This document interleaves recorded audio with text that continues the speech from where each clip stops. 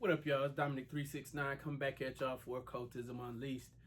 I've really been going back and forth with myself of whether I was going to do this Earth Magick video or not, because I kind of touched on Earth Magick and Fire Magic in the video when I was teaching you guys how to make, the magical oil. So Earth Magick is any type of magic when you are using physical objects. The element of earth governs physical objects. Now that doesn't matter if it's a physical talisman, a herb, that's earth magic. When you're working with herbs, crystals, talismans, writing things down on a piece of paper with sigils, these are all forms of earth magic because you are using physical objects to either impart them with power or to use them as objects of power. We took the elements in the money oil video that were from the earth, whether it was the chicory root, the different plants and herbs, the metal, we used these things and then we activated the energy with our intent. Earth magic is about using herbs and plants, potions.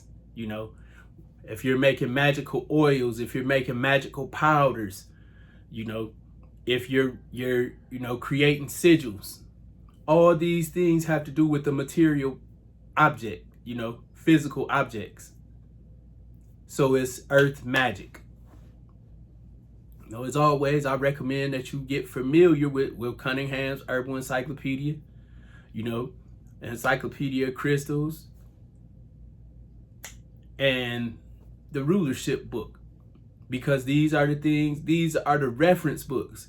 I don't tell you guys to get a bunch of books on people's magical thoughts. I tell you to get reference books that are going to help you research the materials you need so you can do the work yourself and get results yourself. But important part of earth magic and using herbs and things like that is really understanding that you're aligning your energy with the energy of the plant or the energy of the crystal or the energy of the metal. You're aligning your energy, attuning yourself to these, purposely activating them. And when you're dealing with, earth magic, mojo bags. So just like you made that magical oil, you can make a mojo bag for money. You can make a mojo bag for protection. These are all physical objects that are magical objects.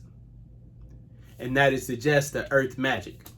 And like I said, I didn't want to come back and be redundant after I showed you guys, working with plants and stuff like that to make magical oils. But it's important that I give you guys information on all of the elements and how you're using them and how they relate to your magical practice or your spiritual practice. If you look at traditional African religions, there's a lot of earth magic. A lot of good, spiritual practices come from being familiar with plants and animals and things like that. Another good way to work earth magic is, if you need a loan, go get some dirt from the bank. I ain't gonna give you no more game than that. Peace.